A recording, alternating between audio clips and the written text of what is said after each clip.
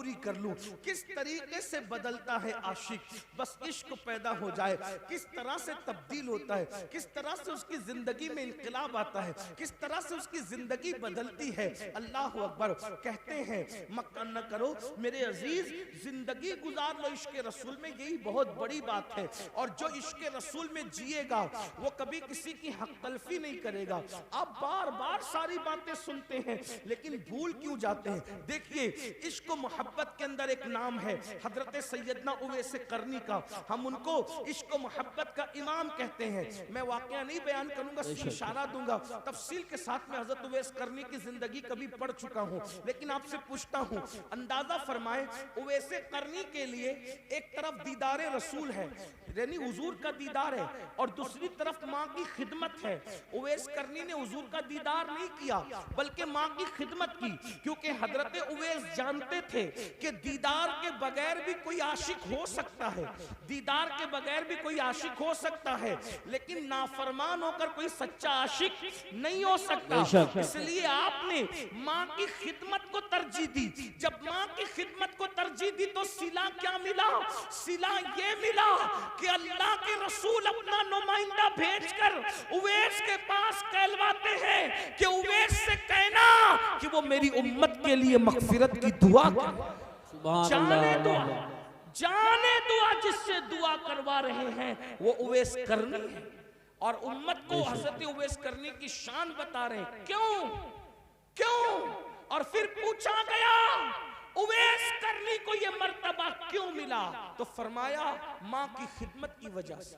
आज आशिक रसूल कहलाने वाले मेरे भाई मुझे बताएं कितने लोग माँ की खिदमत करते हैं?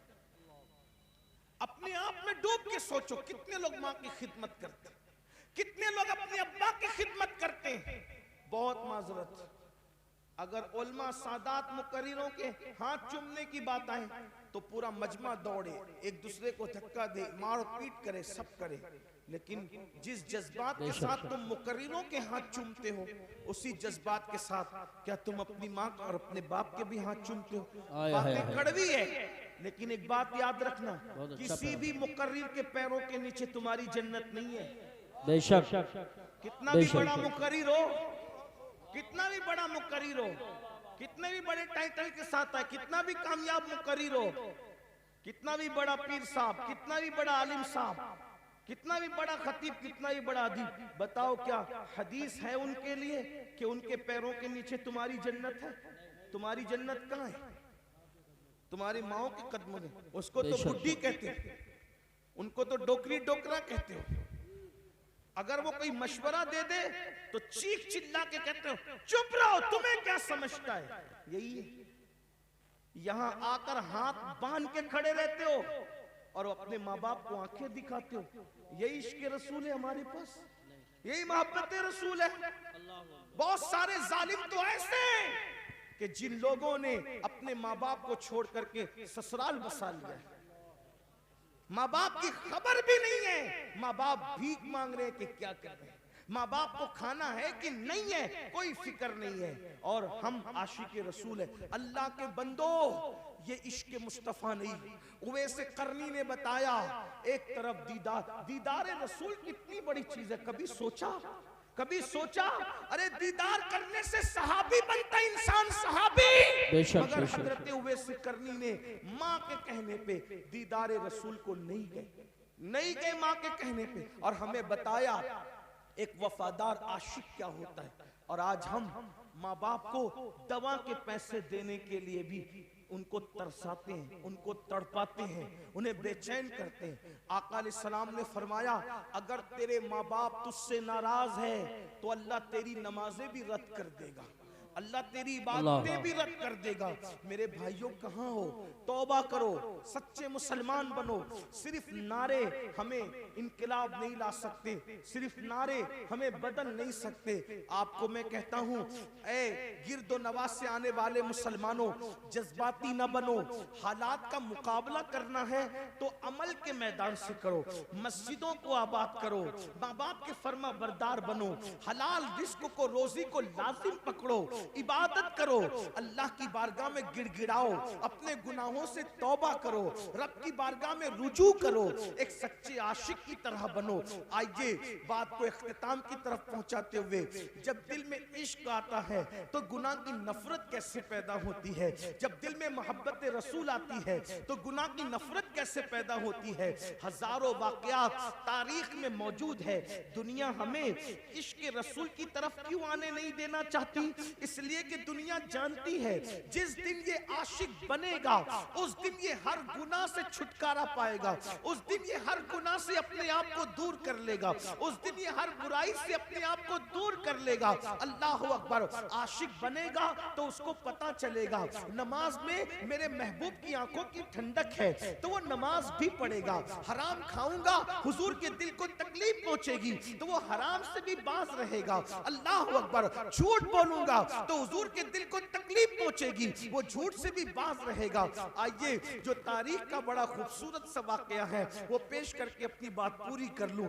किस तरीके से बदलता है आशिक, बस इश्क पैदा हो जाए, किस तरह से तब्दील होता है, किस तरह से उसकी जिंदगी में इंकलाब आता है, किस तरह से उसकी जिंदगी बदलती है। अल्लाह अकबर। कहते हैं मक्कतुल मुकर्रमा में एक जवान था, उस जवान को दुनिया फुजाला के नाम से पुकारती थी। फुजाला नाम का वो जवान, अल्लाह अकबर, बड़ा हंसमुख था। हंसमुख उसकी आदत थी, हंसी मजाक उसकी आदत थी, और वो लोगों से दिल लगी करता रहता था, हंसी मजाक करता रहता था। और अल्लाह अकबर, उसका हाल ये था कि एक लड़की मक्के में बड़ी खूबसूरत थी, उसका दिल उस लड़की से लग गया था। और जवानी थी, जवानी का शबाब था, जवानी का जोबन था, उसने लड़की से प्यार कर लिया, मोहब्बत कर लिया, और लड़की के इश्क में वो मुब्तला हो गया। जब लड़की के इश्क में मुब्तला हुआ तो उसकी आदत थी वो रोजाना एक मर्तबा दिन में काबतुल्लाह के तवाफ को जाता था। और फिर उसकी आदत ये थी जाते वक्त भी वो उस लड़की के साथ बैठकर हंसी मजाक करता था, और आते वक्त भी उस लड़की के साथ वो हंसी मजाक करता था। अल्लाह अकबर। एक दिन फुजाला का मुकद्दर उरूज पर था, ओज पर उसका मुकद्दर था। जाते वक्त खूब हंसी मजाक हुई, दीवार शिकन के कहे लगे, और उसके बाद जैसे ही फुजाला नाम के उस जवान ने हरमे काबा में कदम रखा, मताफे हरम में कदम रखा, तो उसने क्या देखा? एक खूबसूरत जवान है जो पूरे इन्हिमाक के साथ, खुशू व खुजू के साथ सर को झुकाकर तवाफे काबा में मसरूफ है। फुजाला ने गौर से देखा, तो गौर से देखने के बाद समझ में आया ये कोई और नहीं है, ये तो मुहम्मदुर रसूलुल्लाह है, ये तो मुस्तफा जाने रहमत है। इतना देखने के बाद उसके दिल में ख्याल आया कि अल्लाह अकबर, ये अकेले काबे का तवाफ कर रहे हैं और कोई नहीं देख रहा है। अगर मैं इनको इस वक्त कत्ल कर दूं तो मक्के वाले खुश होकर मुझे बहुत इनाम देंगे, मुझे माला माल कर देंगे। वो आया और आने के बाद हुजूर के साथ साथ चलने लगा। अल्लाह के रसूल सल्लल्लाहु अलैहि वसल्लम ने फुजाला की तरफ देखा। जरा गौर कीजिए, देखिए ये हुजूर की सीरत है, हुजूर की शान है, हुजूर की अखलाक है। जान को कत्ल करने के लिए आया है फुजाला। हुजूर उसकी तरफ देख के मुस्कुराते हैं और मुस्कुरा के कहते हैं, फुजाला क्या सोच रहा है, क्या सोच रहा है? उसने कहा कुछ भी नहीं। फुजाला कहता है कुछ भी नहीं। आका ने फरमाया, क्या तू ये नहीं सोच रहा है कि मोहम्मद तो अकेले हैं, उन्हें कत्ल कर दूंगा तो मक्के वाले इनाम देंगे? और फरमाया ऐसे नहीं सोचते, कमर में खंजर बांधा हुआ है और मेरे कत्ल के इरादे से आए, ऐसे नहीं सोचते, ऐसे नहीं सोचना। और उसके बाद उसके सीने पे हाथ मारा और हाथ मार के कहा इस तरह नहीं सोचते। उसका सीने पे हाथ लगना था, उसकी जिंदगी बदल, जिंदगी बदल। और उसने कहा ये कितना अजीम इंसान है, ये मेरे सीने के राज भी जानता है, मेरा कमर का खंजर भी जानता है। कदम पकड़ लिए, मुझे भी कलेमा पढ़ाइए, मुझे भी मुसलमान कीजिए, इस्लाम में दाखिल कर लीजिए। हुजूर ने कलेमा पढ़ाया, इस्लाम में दाखिल कर लिया। फिर क्या हुआ? फुजाला ने कहा या रसूल अल्लाह, आप अब से थोड़ी देर पहले सबसे ज्यादा किसी से नफरत थी तो आप, और कलेमा पढ़ लिया हूं, तो अब सबसे ज्यादा मेरा कोई महबूब है तो आप। सुभान अल्लाह। आपसे बड़ा अब मेरा कोई महबूब नहीं है, आपसे ज्यादा अब मैं किसी को नहीं चाहता। अब मेरी तमन्ना ये है, एक तवाफ आपके साथ करना चाहता हूं अगर इजाजत हो तो। हुजूर एक तवाफ, और फुजाला हुजूर के साथ तवाफ करने लगे। फुजाला का मुकद्दर था, क़यामत तक लोग तवाफ करेंगे, लेकिन फुजाला के तवाफ की शान ये थी, काबा है, काबे का काबा है और फुजाला है, यानी दो किबलों का तवाफ एक साथ हो रहा है।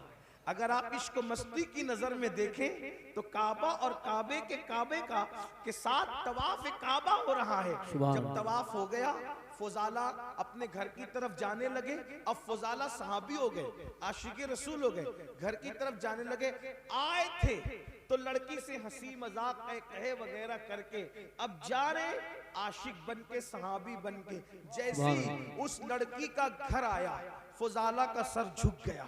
लड़की इंतजार कर रही थी खड़ी कि रोजाना आते भी मजाक होती थी, जाते भी होती थी। जाते तो हो गई, अब फुजाला आ रहा है, करता क्या है। तो जैसे ही फुजाला सर झुका करके जाने लगे, उस लड़की ने आवाज दी, फुजाला, ओ फुजाला, फुजाला इधर देखो।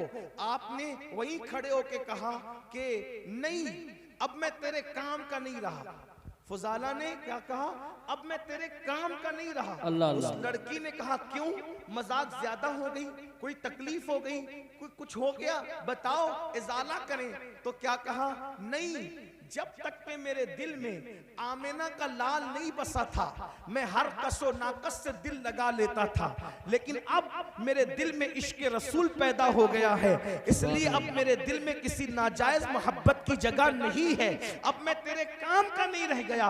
अंदाजा फरमाए, जिंदगियों में यूं इनकलाब आया है। आपसे मैं पूछता हूं, हम तो पैदाइशी मुसलमान है, पैदाइशी आशिक़ रसूल है, हमने तो लोरियां भी सुनी है नातों में। आप बताएं फिर हमारे दिलों में नाजायज मोहब्बतें क्यों हैं, गुनाहों की मोहब्बतें क्यों हैं? वजह सिर्फ ये है, हम रस्मी और इस्मी आशिक़ रसूल है, हमें हकीकी आशिक़ रसूल बनने की जरूरत है। मेरे भाइयों, मुझे बताओ ना, आखिर वो कैसा आशिक होगा जो अपने नबी के दिल को तकलीफ पहुंचाएगा, अपने महबूब के दिल को तकलीफ पहुंचाएगा? वो रसूल जो पूरी पूरी रात हमारे लिए दुआएं करते हैं, आज हम उस रसूल की नाफरमानी कर रहे हैं, उनकी बात नहीं मान रहे। मुसलमानों बताओ, अल्लाह के रसूल के दिल पे क्या गुजरती होगी? ये मेरी माएं और बहनें मौजूद हैं, ये बहनें बगैर दुपट्टे के घर से निकलती हैं, हुजूर के दिल पे क्या गुजरती होगी? ये बहनें नमाजें नहीं पढ़ती है, सीरियल देखती है, फिल्में देखती है, मर्दों के साथ अगर अल्लाह ने दौलत दे दी है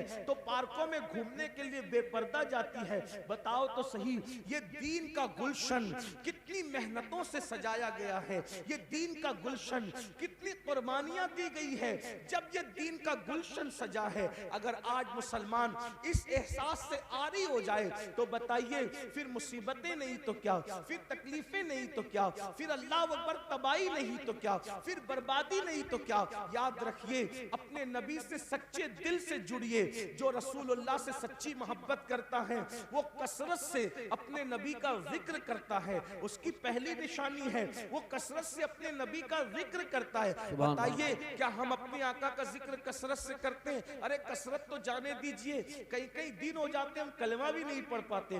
बताइए ये हाल है, पूरी पूरी जिंदगी कुरान को हाथ भी नहीं लगाते। मेरे भाइयों, कैसे मुसलमान हो आप? ये सोचते हो हम मुसलमान हैं इसलिए हम पर मुसीबतें आ रही है, हम मुसलमान इसलिए मुसीबत नहीं आ रही है, हम सच्चे मुसलमान नहीं है इसलिए मुसीबत आ रही है। मेरे भाइयों, हमें जेल भरने की तहरीकें शुरू करने की जरूरत इसलिए पेश आ रही है कि हमने मस्जिदें भरने की कोशिश नहीं की। अगर हमने मस्जिदें भरने की कोशिश की होती तो हमें ये दिन देखने ही नहीं पड़ते। अगर हमने मस्जिदें भर दी होती तो हमें ये दिन देखने ही नहीं पड़ते। अल्लाह अकबर, सोचिए, गौर कीजिए, हम सारी चीजों का मामला इस्लाम के सर डालते हैं कि तकलीफ है तो इस्लाम की वजह से, मुसीबत है तो इस्लाम की वजह से तकलीफें हैं तो इस्लाम की वजह से नहीं, अपने किरदार की वजह से सारी मुसीबतें हैं। इस्लाम तो आपको इज्जत देने आया था, इस्लाम ने किसी को जलील नहीं किया,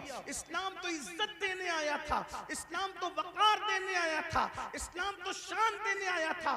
एक नाम बता दो, बस बात खत्म करते हुए कह रहा हूं, इस मजमे में अगर कोई तारीख का तालिब इल्म है, कोई पढ़ा लिखा है, तो मैं उसको चैलेंज करता हूं, मजमे को नहीं पूरी दुनिया को चैलेंज करता हूं, एक नाम ऐसा बता दो जो सच्चा मुसलमान हुआ हो और इस्लाम की वजह से वो जलील हो गया हो। एक नाम मुझे बताओ, सिर्फ एक नाम मुझे बताओ जो इस्लाम की वजह से जलील हुआ हो। अल्लाह अकबर। आप तो बड़े मशहूर वाकयात सुनने के आदी है ना, आपको बहुत सारे वाकयात याद है ना, मुझे बताओ इस्लाम का दामन पकड़कर इस्लाम की वजह से कोई जलील हुआ हो तो बता दो। इस्लाम की वजह से कोई जलील नहीं हुआ। अगर इस्लाम की वजह से कोई जलील होता तो पहले नंबर पर मुसलमान होने वाले अबू बकर सिद्दीक जलील होते, लेकिन वो जलील नहीं हुए। उनको कितनी इज्जत मिली। अगर वो टाट पहन ले तो जिब्रील भी टाट पहनते नजर आते हैं और आसमान के फरिश्ते टाट पहनते नजर आते हैं। अगर इस्लाम की वजह से कोई जलील होता तो उमर इब्ने खत्ताब जलील होना चाहिए था, उस्मान गनी को जिल्लत मिलनी चाहिए थी, मौला अली को जिल्लत मिलनी चाहिए थी, मगर तारीख गवाह है इनमें से किसी को जिल्लत नहीं मिली। जब इन्होंने इस्लाम का दामन पकड़ा, अल्लाह ने इनको ऐसी इज्जतें अता फरमाई कि अल्लाहु अकबर, अरब के बोरिया नशीन कैसर और किस्रा के ताजदार बनते हुए नजर आए। तो पता चला आपकी हमारी सोच क्या है पता है? कपड़े से इज्जत मिलती है, मोबाइल से इज्जत मिलती है, और उसके बाद अच्छी बाइक से इज्जत मिलती है, और शेविंग कराने से इज्जत मिलती है। ये सब भूत सवार है, इसलिए जलील हो रहे हो। लेकिन याद रखना, इज्जत सिर्फ इस्लाम से मिलती है। अगर आप इजाजत दें तो तारीख का एक खूबसूरत वाकया पढ़ के बात पूरी करना। इज्जत इस्लाम कपड़ों से नहीं, इज्जत इस्लाम से मिलती। आपने सुना है, बहुत बार सुना है, सुन ले उसको। क्या तारीख है? जब बैतुल मुकद्दस फतह करने के लिए लश्कर इस्लाम पहुंचा तो वहां के राहिब ने कहा कि हम तुम्हारे अमीर को चाबियां देंगे, बुलाओ तुम्हारे अमीर। अल मुख्तसर ये कि फारूक आजम को खत लिखा। जब फारूक आजम को खत लिखा तो फारूक आजम के पास सिर्फ एक ही ऊँटनी थी, एक ऊँटनी थी, और मुसलमानों का अमीर एक मुल्क से दूसरे मुल्क का सफर कर रहा है। अमीरुल मोमिनीन, न कोई फौज है, न कोई हटो बचो वाला मामला है, कुछ नहीं, अकेला अमीर सफर कर रहा है और साथ में गुलाम है। खुद की एक ही ऊँटनी है और एक ऊँटनी के साथ सफर हो रहा है। फिर क्या हुआ? अल्लाहु अकबर। और फिर किस शान से सफर हुआ? आपने फरमाया अपने गुलाम से, देखो थोड़ी देर मैं बैठूंगा, थोड़ी देर तुम बैठोगे। और अल्लाहु अकबर, दुनिया ने ये तारीख के अंदर ये औरात गवाह है, दुनिया ने ये मौका भी देखा कि अमीरुल मोमिनीन अपने गुलाम को ऊँटनी पे बिठाकर खुद अल्लाह अल्लाह पैदल चलते नजर आए। और अल्लाह की शान ये, जिस वक्त तो मंजिल पर पहुंचे तो बारी गुलाम की थी और सैयदना फारूक आजम नकेल पकड़ करके चल रहे थे। और हालत ये थी, उस वक्त अमीरुल मोमिनीन के बदन पर जो जुब्बा था उस पे पेवन लगा हुआ था, और जो मोजे पहने थे वो एड़ी के पास से फटे हुए थे। जिस वक्त नाला आया, आपने सोचा फटे हुए मोजों में पानी भर ना जाए, तो मोजे उतार कर आपने गर्दन पे डाल लिए। और उसके बाद जब निकले तो हजरत खालिद इब्ने वलीद और अबू उबैदा इब्नुल जर्राह कान में बातें कर रहे थे। अमीरुल मोमिनीन ये क्या कर रहे हैं? अरे मोजे पैर में थे तो फटापन छुपा हुआ था। इतने लोग इस्तिकबाल के लिए आए हैं, मुस्लिम भी है, गैर मुस्लिम भी है, यहूदी भी है, ईसाई भी है, मुशरिक भी है, सब देखने आए कि मुसलमानों का अमीर कैसा है। और इन्होंने फटे हुए मोजे कंधे पे डाल लिए, गुलाम को बिठा दिया, लोग इस्तिकबाल करने के लिए आगे बढ़े, उनको यूं लगा कि जो नकेल पकड़ के चल रहा है वो गुलाम है और जो सवारी पे बैठा है वो इमाम है। लेकिन जब इस्तिकबाल के लिए लोग आगे बढ़े जो नहीं पहचानते थे, तो खालिद इब्ने वलीद और अबू उबैदा इब्ने जर्राह ने कहा वो आका नहीं है हमारा, ये हमारा अमीर तो ये है जो नकेल पकड़ के चल रहा था। तो लोगों ने पूछा इसको क्या हो गया, तो तब बताया गया इनकी मिल्कियत में एक ही ऊँटनी थी और गुलाम को साथ लाए। तो इंसाफ का तकाजा ये था कि जितनी देर ये बैठेंगे उतनी देर गुलाम भी बैठेगा, और जितनी देर गुलाम पैदल चलेगा उतनी देर ये पैदल चलेंगे। और बारी इसकी थी, अल्लाह अकबर, चुपके से किसी जवान ने कान में कहा अमीरुल मोमिनीन इतने लोग इस्तिकबाल के लिए आए हैं, पेवन वाला जुब्बा पहना है, फटा हुआ मोजा कंधे पे डाल लिया है, आपने क्या किया?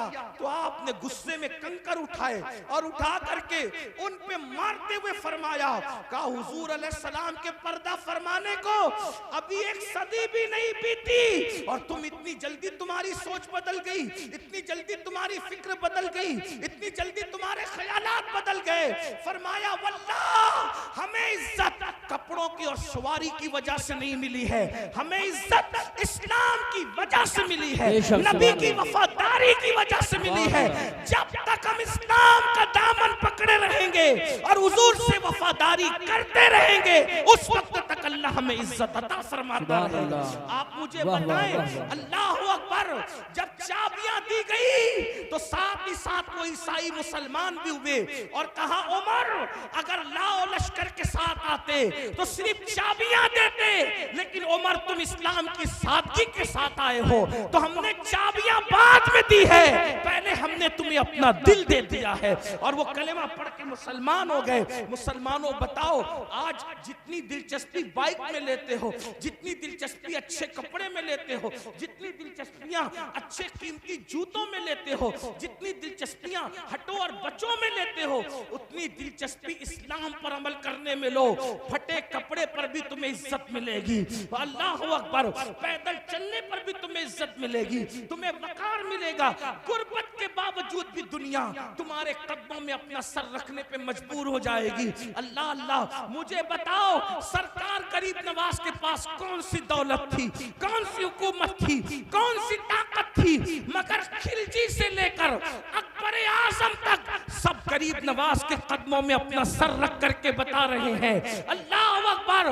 बादशाह शान वाला नहीं होता, जिसके पास दीन होता है वो शान वाला होता है।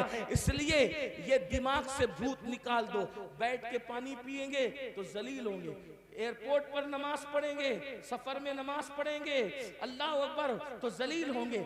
नहीं, मुसलमान सच्चे नहीं है इसलिए जलील हो रहे हो, और जमीन पे जलील हो रहे हो, जमीन के अंदर भी जलील होने के लिए तैयार रहो। इसलिए सच्चे मुसलमान बनो। दीन का दामन जिसने पकड़ लिया उसको इज्जत ही मिली, उसको कामयाबी ही मिली, उसे वकार ही मिला। आज की इस महफिल में आपको पैगाम दिया जाता है, दीन को सीने से लगाओ, कुरान की तालीम को आम करो। दस्तारबंदी का जलसा है, कुरान की तालीम को आम करो। अपने बच्चों को इतना इल्म दो कि तुम्हारे बच्चे फर्ज उलूम क्या है, ईमान क्या है, कुफ्र क्या है, दीन क्या है, दीन के खिलाफ क्या है, सब तुम्हारे बच्चों को आना चाहिए। हमारे बच्चों को तो कलमा भी नहीं आता, हमारे बच्चों को तो गुस्ल करना भी नहीं आता, हमारे बच्चों को तो इस्तिंजा का तरीका भी नहीं आता। इसलिए जितने उलूम फर्ज है, एक मुसलमान को जितना इल्म सीखना फर्ज है, इतना इल्म अपने बच्चों को दो, अपनी बच्चियों को दो। और साथ ही साथ दुनियावी तालीम पर भी मेहनत करो।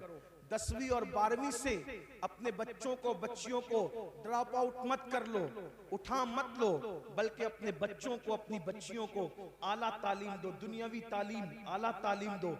इतनी अच्छी तालीम दो कि आपके बच्चा, कोई भी बच्चा डिग्री के बगैर न रहने पाए। हर बच्चे को डिग्री दो। आप कहते हैं नौकरी नहीं मिलती, हम नौकरी के लिए बच्चों को नहीं पढ़ाते, हम अच्छा इंसान बनाने के लिए बच्चों को पढ़ाते हैं। अपने खर्चे कम करो, अपने अखराजात कम करो। हर महफिल का हमारा पैगाम ये है, इल्म पे मेहनत